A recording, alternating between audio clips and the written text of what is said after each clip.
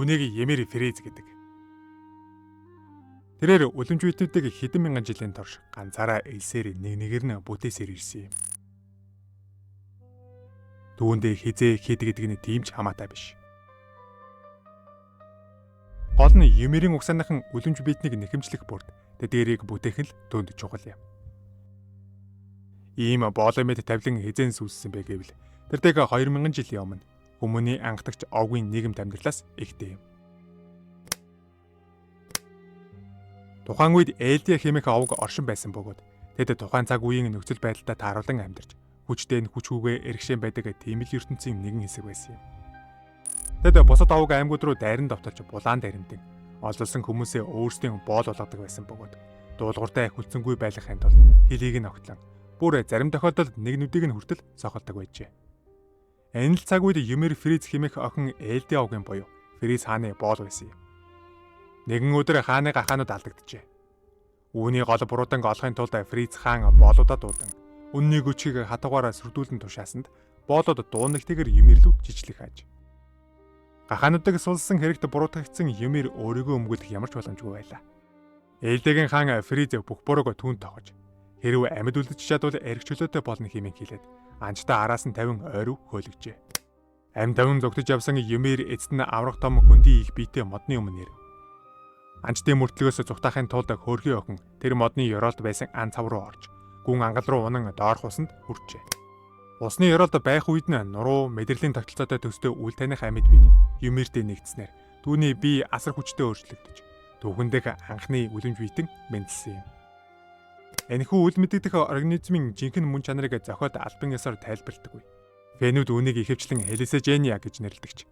Энэ нь албан ёсны нэр биш бөгөөд зөвхөн бодит эртний амьтантай төстэй төрөлтөөс үүдэлтэй хоч юм. Тайдны хүчийг олж авсан Ymir эрх чөлөөгөө олсонгүй. Харин ч хаан Фриз түүний хүчийг Элдиагийн эзэнт гүрнийг дэлхийд ашиглаж Марли зэрэг олон улс үндэстнүүдийг эзлэн төрөмгөлөх зэвсэг болгон ашиглажээ. Фенүүдийн дунд нэг ийм бодолд автуулдаг сэдв байдаг нь дэлхийг захирах хэмжээний агуу хүчийг олж авсан Ymir яагаад өөрийг нь алах гэж байсан хаанд зүтгэж хүлцэнгүй байсан бэ гэж уг шалтгааныг дараах хоёр үндслээр тайлбарлаж болох юм. Тэр өөрийн хүсэл сонголтыг чөлөөтэй илэрхийлэх боломжгүй. Үргэлж бусдын тушаалыг биелүүлэх ёстой орчинд амьдарч ирсэн. Түүний ертөнцийг харах үзэлд анхнаасаа байсан мэт боолын амьдрал нь Ymir-ийн сэтгэлгээ шийдвэр гаргах чадварт хүчтэй нөлөөлсөн баг. Нөгөө талаас хаан Фриз түүнд зөвхөн айдас биш бас тодорхой хэмжээнд хүлээн зөвшөөрөлт хэрэгтэй хүн гэсэн мэдрэмж өгсөн байж болох юм. Боол байсан Ymir анхудаа хин нэгэнд хэрэгтэй болж үнцэнтэй мэдрэмж авсан. Шинжлэх ухааны үүднээс авч үзүүлэх хүчирхийлэл болон хяналттай орчинд удаан хугацаанд амьдарсан хүмүүс заримдаа өөрийг нь хянаж буй хүний зөвшөөрөл тушаалыг амьдралын гол чиглэл гэж хүлээн авах хандлагатай болдог. Энэ нь драма бомбын гих ойлголттой төстэй. Хохирол учруулж буй хүнээс айх, мөн түүнээс хамгаалалт, эсвэл үнлэмж хайх хоёрын хооронд зэрэгцэн оршдог сэтгэл зүйн зөрчил юм. Тиймээс Ymir-ийн эмгэнэлтэй тал нь дэлхийг өөрчлөх хэмжээний хүчийг олсон ч өөрийн амьдралыг өөрөө удирдах эрх чөлөөний ойлголтыг хизээж олж авч чадаагүй. Хоёр дахь тайлбар нь мэдээж аниманган дээр гардагчлан тэрээр Фриз хаанд хайртай байсан гэдэг. Дээрх хүчин зүйлүүд дээр нэмэгдэн хайр сэтгэл гэх ойлголт орж ирснээр түүнийг үгсэн амьдч Фриз хааны болон түүний удмын хүмүүст 2000 жилийн турш хүлцэнгүй зүтгэхэд өргөсөн байх. Ymir-ийн тайтны хүчийг ашиглан хаан Фриз дайснуудаа устгаж Элдиа овгийг хүчрхжүүлэн өргөн удам эзэнт гүрэн байгуулжээ. Ymir олон жилийн турш дайн тулаанд оролцож Марли зэрэг бусад үндэстнүүдийн эсрэг Элдиагийн ялтын гол зэвсэг болсоор ирсэн юм. Үүний дараа хаан Фриз Ymir-ийг зөвхөн зэвсэг болгон ашиглаж зогсохгүй, уг хүч чадлыг өөрийн уруудмаар дамжуулан өвлүүлэхийн тулд түүнийг татвар юм болгон авсан юм. Тэдний дундаас Мария, Rose, Sheena гэх 3 охин төрсөн бөгөөд эдгээр нь хожимын тайтны хүчийг өвлөн авах эхлэл болсон юм. Ymir Фриз тайтны хүчийг авснаас хойш 13 жилийн дараа хаан Фризийг хамгаалах үеэр амиа алдсан. Дайсны шийдсэн жад хааны амьд хүрэх гэж байх үед Ymir өөрийн биеэр хааныг хамгаалж хүлийн шарх авсан юм. Мангад тайлбарснаар Ymir үлэмж биетний хүчийг авснаас хойш 13 жил амьдарсан учраас түүнээс хойшоо заламжлагчид түүнээс урт насалж чаддгүй гэж тайлбарсан байдаг. Түүнчлэн дийлэх шүтэн бишрэгчдийн санал нийлдэг таамгаар Ymir жадан доногдсон ч өгөхгүй шархаа эдгээх бүрэн боломжтой байсан бөгөөд тэрээр тэххийг хүсээгүй учраас өглийг илүүд үдсэн гэж үздэг байна. Гэвч Ymir нас барсны дараа ч түүний амьдралын боочлол дууссангүй. Түүний ухамсар Пат хэмээх ертөнцид очиж тэнд 2000 жилийн турш оршин үлджээ. Пайтон бүх Юмерийн удмынхныг холбодог үйл үзэгдэх орон зай бөгөөд энд цаг хугацааны ойлголт энгийн ертөнцөөс өөрөөр оршдог. Юмер энэ орон зайд үндэслэх чөлөөмж биетний хүчний их сурвалж болон үлдэж, түүний үүрэг нь тайтнуудыг бүтээх, ээлдэгийн хаадын тушаалыг биелүүлэх явдал болжээ. Тэр өөрийн хүслээр энэ хүчийг ашигладаггүй байв. Хэдийгээр дэлхий дээрх хамгийн агуу хүчийг эзэмшдэгч Юмерийн сэтгэл зүй өмнөх хിവэрээ үлдэж, өөрийг нь эзэмшиж байсан хаан Фризийн тушаалыг дагсаар байлаа. Уг тушаал нь хаан өгөхийнхээ өмнө Юмерийн угсааг өргөжлүүлэн олшруулж, өлөмж биетний хүчийг цааш нь дамжуулж хадгал гэсэн зарлиг байсан юм. Иймээс дараагийн 2000 жилийн турш Юмер Пайт дотор элсээр тайтнуудын биеийг бүтээж, түүний хүчийг өвлөн авсан хүмүүсийн төлөө ажилласан юм. Анхандаа Юмерийн удмыг холбодог зам нэгч байгаагүй бөгөөд түүний 3 охин өөрийнх нь цогцыг идэж өлөмж биетний хүчийг өвлөн авсны дараа анхны 3 зам нэмэгдсэн гэдэг. Фриз хаан нас барихыгаа өмнө Элди азент гүрний ноёрхлын баталгаа болсон өлөмж биетний хүчийг цаашаа хадгалах зорилгоор өгсөн тушаал нь он цагийн уртад Элди угсаанд Юмер цустай хүмүүсд дийлэг олох болсон гол шалтгаан юм. Эртний цаг үед Элди угсаа бараг бүгд шахав Юмер цустай болсон. Юмерийн удмыг холбодог замууд олшроход хүргэжээ. Эдгээр Элди угсааны Юмер цустай хүмүүс бүгд үндэслэгч өлөмж биетэн Юмерт захирагдах буюу тэдний бие махбодыг өөрчлөх, оюун санаанд нөлөөлөх, өлөмж биетэн болох зэрэг хүснээрээ удирдах боломжтой аж. Үүний нэг томоохон жишээ нь Юмер Фризийн өлөмж биетний хүч Элдэд тархсны дараа түүний үр удам асар олширч, Элдэ хүчрэхэг эзэнт гүрэн болсон цаг үед нэгэн аимшигтай тахалаад игдсэн бөгөөд олон хүн уг өвчнөр нас барж байна. Уг өвчнөөс Юмерийн угсааныхныг аврахын тулд үндэслэгч өлөмж биетний хүчээр тэдний биеийн бүтцийг өөрчилж, уг дахалд тэсвэртэй болгосон байдаг. Мөн Акермен гих удмыг үүсгэж, үндэслэгч өлөмж биетний хүчээр тэднийг хүчрэхэг тулаанч дайчин болгоно. Хааны гэр бүлийг хамгаалуулах зорилгоор бүтээсэн гээд мэдгэдэггүй жишээнүүд хэд хэд байдаг үлээ. Онцог алсарч Юмерийн угсаа өлөмж биетний хүчийг өвлөн авснаас хойш дамжин тархсараа бидний мэдэх 9 өлөмж биетэн үүсжээ. Цэцэглэн хөгжиж буй Элди эзэнт гүрэнд эдгээр өлөмж биетнүүд бүгд өөрөөрийн гисэн хүчрэхэг гэр бүлүүдийн мэдлэлт байж өөр хоорондоо тэрсэлтдэг болжээ. Учир нь тэд өөрсдөөс нь өөр соёл иргэншлийг устгахыг нь устгаж, эзлэхийг нь эзлэн, захирахыг нь захирч бараг дайсангүй болсон учраас өөр хоорондоо тэрсэлдэж дайн хийхээс буцхааргүй нөхцөл байдлууд үүсдэг болсон аж. Гагцхүү Фризийн гэр бүлийн мэдлэлд байдаг үндэслэгч өлөмж биетний хүчээр л инх 50-ыг тогтоон барьдаг байсан юм. Он цагууд улиран олдсоор үйл явдал 145 дахь Карл Фризийн хаанчлалын үед ирнэ. Карл бусад хаадаас өөр үзэл бодолтой нэгэн аж. Инх 50-ыг эрхмэлдэг байсан тэрээр Юмерийн удам болон өлөмж биетнүүд анханасаа оршин байх ёсгүй гэх бодолтой байсан бөгөөд энэ нь эцэстээ инх 50-ны тангарахыг өргөхөд хүргэсэн юм. Энэ шийдвэр нь дайсагналыг тогтоон барьж байсан үндэслэгч өлөмж биетний нөлөөг арилгаж, улмаараа бусад 8 өлөмж биетний хүчийг эзэмшиж байсан их гэр бүлүүд хоорондоо мөргөлдөж, агуу өлөмж биетнүүдийн дайн эхэлсэн юм. Уг үйл явдлыг харсан Карл Фриз жигшин зэрлэж, өөрсдийн энийхээ гэм нүглийн шийтгэлийг үрэх ёстой хэмээгээд Тайбер гэр бүлийн дэмжлэгийг авч хувилдан цаг үеийг ашиглаж өөрсдийн оршин тогтнолыг эргүүлэн сэргээх гэж тэмцэн буй Марлын үндэстэн дундаас нэгэн зохиомол Хейлс гэх баатрыг бүтээж, уг баатар Тайбер гэр бүлтэй нийлж үндэслэгч өлөмж биетнийг эзэмшиж байсан Карл Фризийг ялсан гэх хурамч түүхийг зохиожээ.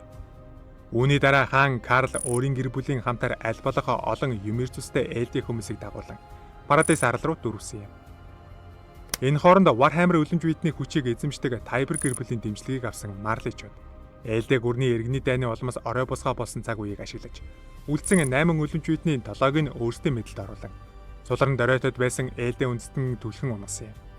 Ингэж Марличууд он удаан дарлагдсан байсан хувь тавилангаа өөрчлөн байр суурьа баттган байх үед хаан Карл Фриз Парадис арал дээр үе олон авраг өлөмж биетнүүдээр Мария, Роуз, Шина гэх 3 ханыг босгож, үндэслэгчийн хүчээр хан босгосноос өмнөх бүх үйл явдлыг арлын ард түмний ой санамжнаас арчин хайж, оронд нь өлөмж биетнүүдийн дайралтаас болж 3 хан босгож хүндрэлтэн амьдрын суугаагаар өөрчлөн сольжээ.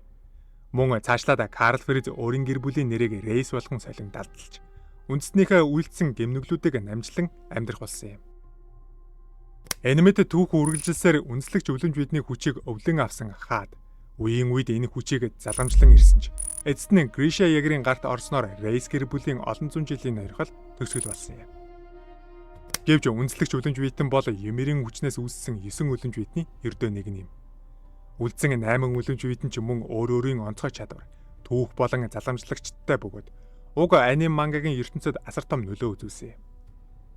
Одоо эдгээр үлдсэн 8 үлэмж биетний чадвар онцлог болон тэдгээрийг өвлөж авсан хүмүүсийн талаар харуулъя.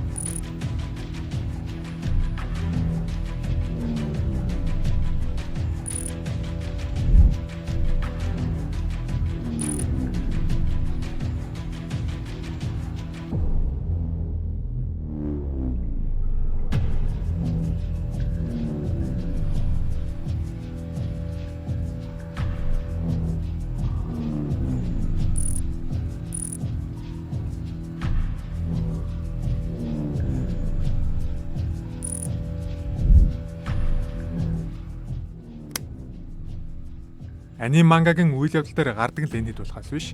ертөнцийн 100 эзэмшигч байгаа нь гарцаагүй.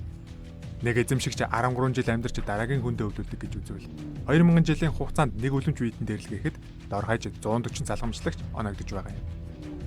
Энэ удаагийн бичлэг маань энэ үрээд дуусаж байна. Энэ хүртэл үзсэн бүх хүмүүстээ баярлалаа. Хэрвээ танд таалагдсан бол лайк, subscribe дарж мөн хүсвэл донешн хийлгэж болох юм. Дараагийн бичлэгээрээ уулзцгаая.